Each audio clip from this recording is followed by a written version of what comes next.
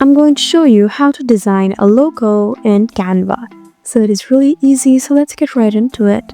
Just go ahead and open any browser, and once you're there, go to this website that says canva.com. And once you're here, you should be in this page where you can see multiple options over here. You can see our recent designs over here and many more. So let's get right into it. Now, in order to design a logo, you need to open a project first. So just go ahead and tap on this option that says more. You can see it right over here. Just go ahead and tap here, and now you can see all the popular designs over here like course, presentation, Instagram post, stock, and finally you can see a logo. Since we're trying to design a logo, it's important that you find logo. Just go ahead and tap here, and once you're here, just select a logo that you like. So you can see examples of the logos over here, and you would be able to create or design a logo in Canva. I hope this video was helpful for you. Please subscribe to our channel if you want more helpful tutorials like these, and leave a comment down below to let us know what sort of videos that you would like. Thank you for watching.